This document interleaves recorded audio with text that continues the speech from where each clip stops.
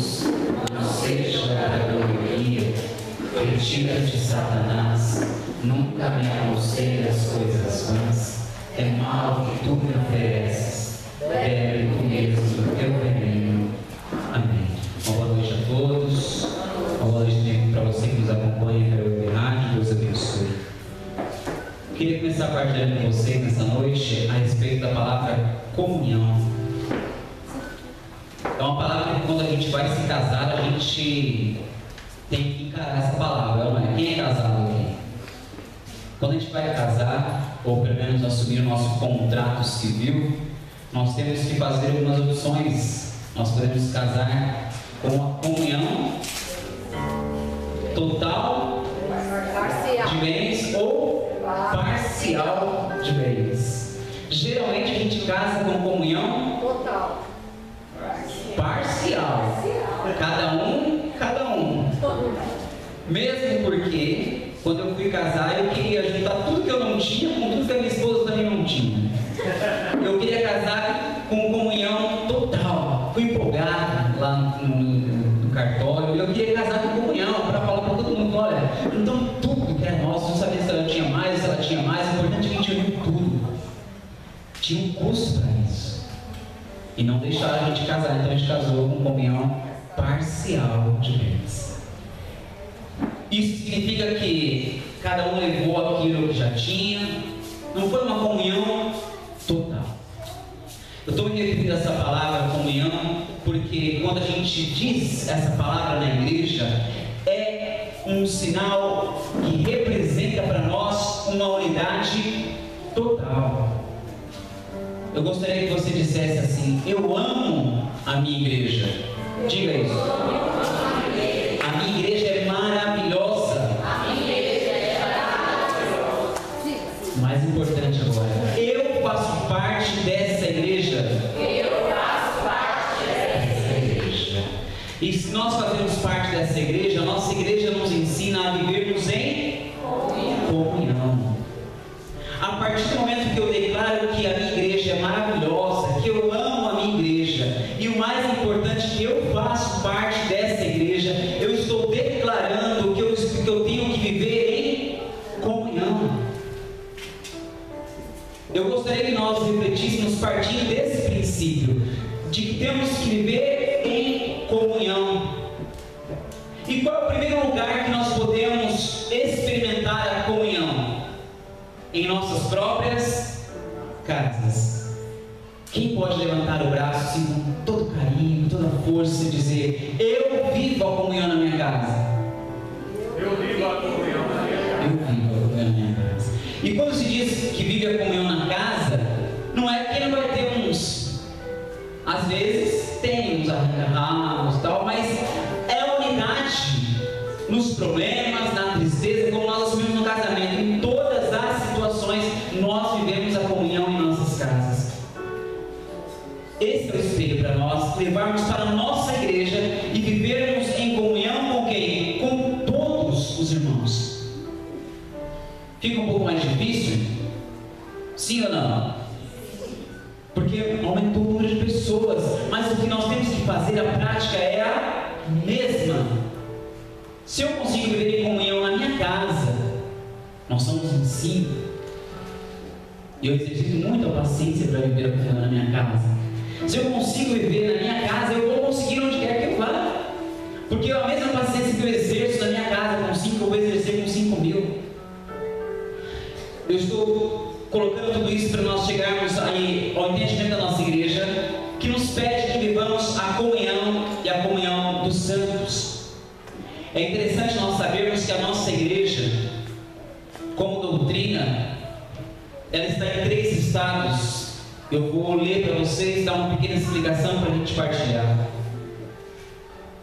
Nós temos esse corpo místico, que não é constituído apenas da igreja visível, peregrina na terra, como nos explica toda a igreja.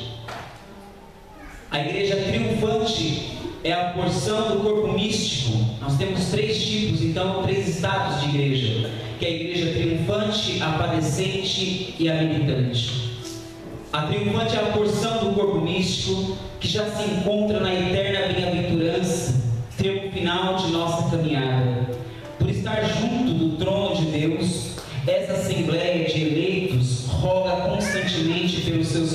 irmãos que ainda peregrinam no mundo. Essa igreja triunfante que já está no céu. Triunfo total, glória total, porque está no céu. Nós poderíamos imaginar quem faz parte dessa igreja triunfante. Temos aqui um habitante ilustre do céu, Nossa Senhora. Essa pode dizer que é a igreja triunfante. Nossa Senhora está no céu. Nós não temos a dimensão na nossa humanidade o que é estar no céu, porque estamos na terra. Nós não temos a dimensão, mas quando vemos a imagem de Nossa Senhora e lembramos tudo o que ela é para nós, trazemos em mente tudo o que ela vem nos representar, sabemos que estar no céu realmente é um lugar preparado para os santos, para aqueles que vivem em comunhão com toda a igreja. E nós começamos a entender que também pessoas como este faz parte da igreja triunfante. Os santos canonizados, todos eles, também aqueles que não são canonizados, mas que têm a sua santidade, os anjos, todos formam a igreja triunfante. A igreja padecente, denomina-se igreja padecente, um conjunto de fiéis que sofrem no purgatório, expiando seus defeitos e purificando suas vidas espirituais para encontrar-se com Deus. Quem está no purgatório, gente? Se sabemos mais ou menos quem está no céu, quem está no purgatório? Quem serão os integrantes do purgatório? São justamente aqueles do qual merecem a nossa oração e muitas vezes não rezamos. Aqueles que faleceram, aqueles que partiram, aqueles que nós sabemos que já foram ao encontro de Deus, mas que não estavam ainda totalmente preparados para estarem na presença de Deus. É interessante nós sabermos que eles tinham a vontade, o desejo, levavam consigo até o arrependimento para estarem na presença de Deus, mas ainda faltava algo. E aí por isso existe o estágio, que nós podemos dizer assim, do purgatório. Não é um lugar. Não imaginemos que o céu é um lugar à direita, que o purgatório é um lugar à esquerda e o inferno é um lugar embaixo. O purgatório é um estágio de preparação para entrar no céu. E eu ouvi o Padre Paulo Ricardo nos dizendo que é interessante isso. O purgatório é um estado onde ali ele está, que tem apenas uma porta de saída, que vai dar direto para o céu. Não tem quem esteja no purgatório que vá para o inferno. Não tem. Quem estiver no purgatório vai para o céu. E outra coisa que eu vou deixar vocês, e eu me incluo junto, um pouco mais aliviados a partir de hoje. O purgatório, gente, não é para sempre. Tem pessoa que você vive no purgatório para sempre. Não. O purgatório não é para sempre. Ele não tem ali um tempo determinado. Cada um sabe do que falta de preparação. Deus vai nos julgar nesse sentido. Mas o purgatório tem um fim, onde ele vai desencadear justamente no céu. Essa é a igreja padecente, que padece das orações. E tem a igreja militante. E nós, que neste vale de lágrimas lutamos pelos méritos infinitos de nosso Senhor Jesus Cristo, conquistar a coroa de glória, constituímos a igreja militante, segundo o termo clássico que põe em realce a necessidade de combater nesta vida o pecado e as más inclinações. Eu pergunto para vocês, irmãos, quem está numa melhor? Quem está na triunfante, na padecente ou na militante? Quem está na pior? Eu pergunto para vocês, quem vocês acham que está na pior?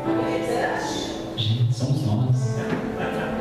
A igreja militante tem que ralar muito, tem que rezar muito, tem que viver muito em comunhão para ver se alcança pelo menos a igreja padecente. Coloquemos isso na nossa cabeça. Nós estamos numa pior hoje, e se nós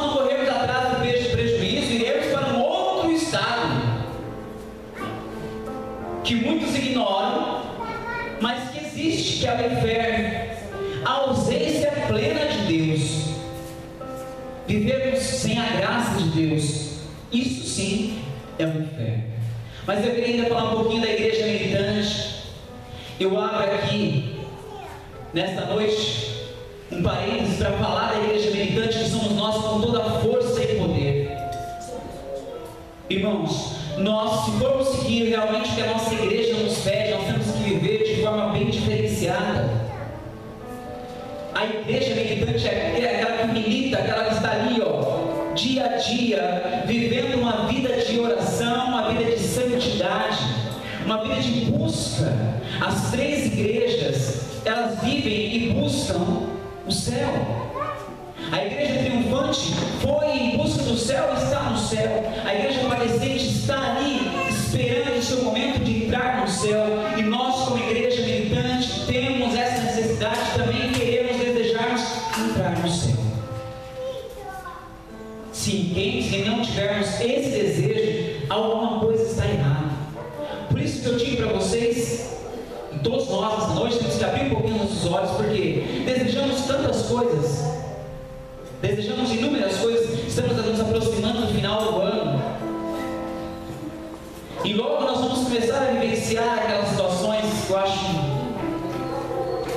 engraçadas, para dizer outras palavras, dos desejos de consumo do final de ano, porque nos obrigam a desejarmos aquelas condições de final de ano, aquelas situações de uma boa ceia, de roupas, temos que tomar um banho de loja, trocarmos essas roupas, porque está chegando Natal, está chegando o final do ano, eu preciso comprar tudo, preciso comprar, e vem aí tantas promessas, que para o ano que vem eu vou fazer isso, eu vou mudar isso, eu vou viver dessa forma, tantas coisas vai se aproximando, e nós não fazemos nenhum compromisso com Deus, como igreja militante, como igreja que tem que ser uma igreja orante. Qual é o nosso compromisso com Deus para esse final de ano?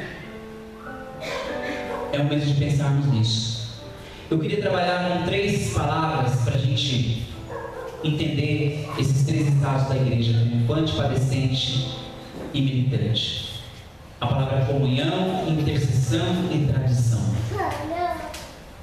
É visível que uma igreja está comungando com a outra, em comunhão com a outra, tanto quem é da igreja triunfante, como da igreja padecente, ou nós, igreja militante. A igreja triunfante já está onde? No céu. E nós, com os nossos olhos espirituais, se olharmos com toda a sensibilidade, vamos olhar para Maria Santíssima, vamos olhar para São João Paulo II, e vamos ver que lá no céu, onde eles estão orando por nós. Isso nos torna comuns. Eles estão entrando em unidade conosco pelas suas orações. Olha, a gente pode imaginar isso. Maria falando para Jesus: olha, Senhor, tem um mar, o nome dele é Márcio, dá uma forcinha, ele está meio torto, dá uma força, Senhor. Passa alguns momentos, Maria vai de novo: olha, agora não tem um, tem 2, tem o Márcio, mas eu lembrei, tem o Jorge. Intensifica, porque os 2 juntos, olha, está dando trabalho. Vem São João Paulo II: olha, Jesus, eu sei que Maria já te apresentou 2, eu vou trazer mais um. Tem o Edson, ele é um cara bacana, mas ele precisa ainda de uma força.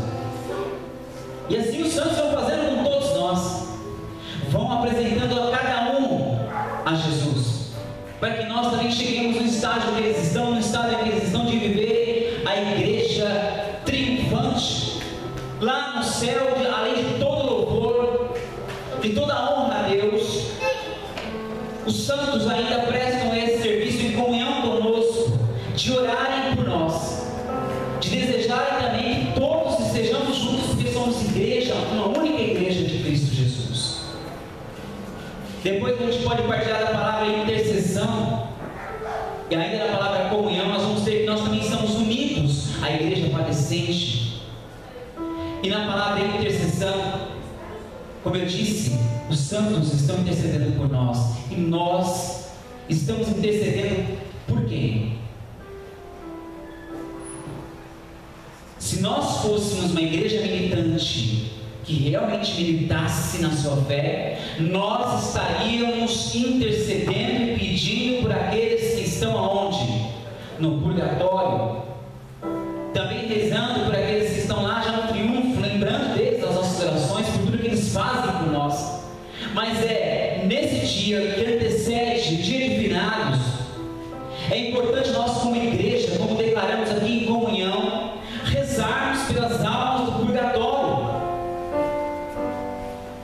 E nós não podemos ter aquela infantilidade ou sermos insensíveis de achar que, poxa vida, o fulano morreu, mas ele era tão bonzinho, foi para o céu.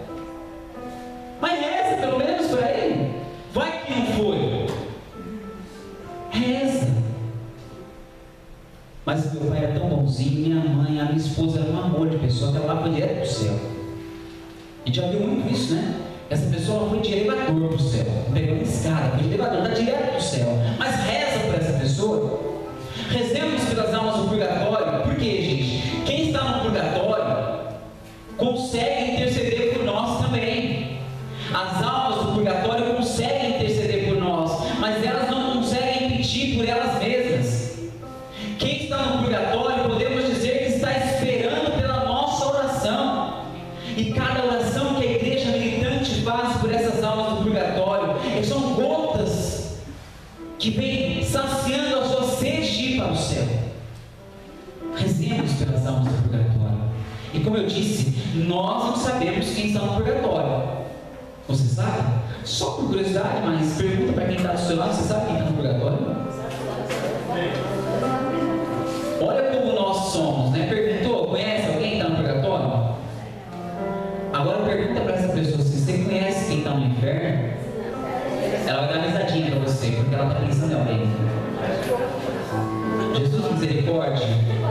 Quantas pessoas a gente consegue visualizar no inferno, né? Essa pessoa não tem jeito. É essa pessoa que talvez esteja lá no purgatório, irmãos. Reze por essa pessoa, porque ela pode estar esperando a sua oração. E como eu disse, é nossa missão de interceder por elas. Eu queria dizer ainda uma outra palavra, como eu disse, a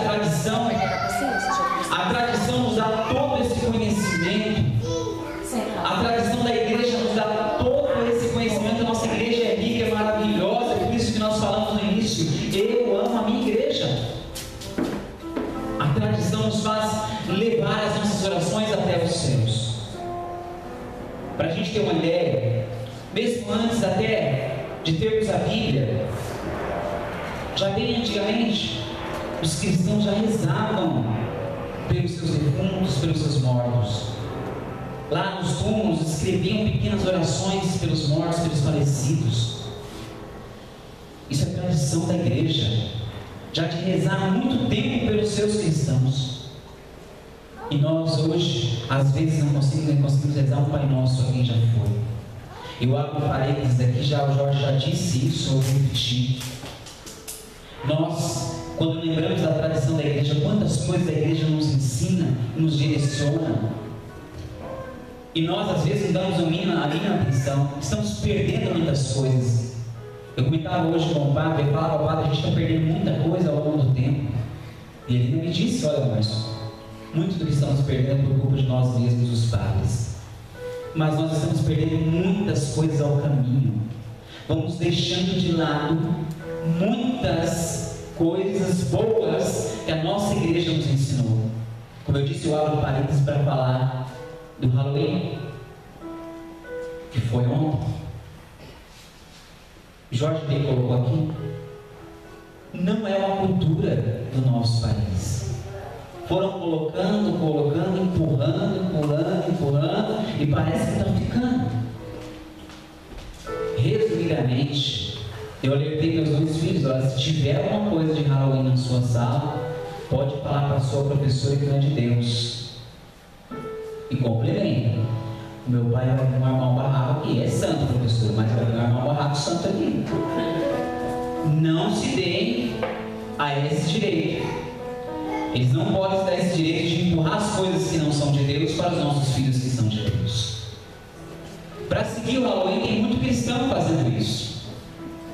Hoje a gente abre as redes sociais, a gente vê católicos, porque a gente sabe que vai na igreja, vai na missa, que fez tantos encontros com a gente, postando orgulhosamente os caracteres de pessoas que participaram do Halloween, vangloriando-se dessa festa demoníaca. A tradição da igreja não nos ensina isso. Amém? Isso não é de Deus. Eu queria finalizar dizendo para vocês que o que nós trazemos no nosso coração como igreja tem que se manter unido.